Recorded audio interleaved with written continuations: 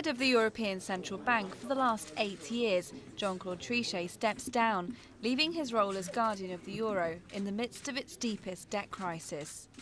And yet this final summit leaves a bitter taste for Jean-Claude Trichet. 10 years ago, as governor of the Bank of France, he proudly presented the new European currency.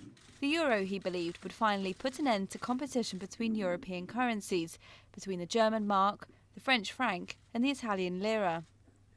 But as Eurozone countries struggled to service their debts, the head of the ECB took one of the most controversial steps of his career, buying bonds of Eurozone countries that couldn't attract finance via the markets.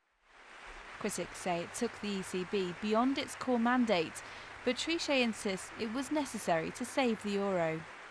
The major weakness of the Economic and Monetary Union lies in its insufficient governance of the Economic Union, while I have to say, it seems to me that the Monetary Union has delivered according to expectation.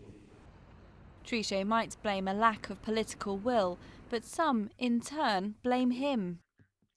La grande erreur de Monsieur Trichet. The great mistake of Mr. Trichet, the fundamental error, is that Mr. Trichet questioned the level of wages, the level of deficits, but he never questioned the deregulation of financial systems. He never questioned the widening income inequality. Il n'a jamais mis en cause le creusement des inégalités de revenus.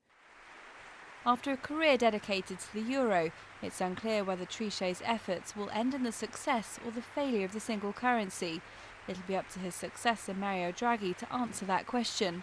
Meanwhile, the 70-year-old plans to spend his retirement indulging his other great passion, poetry.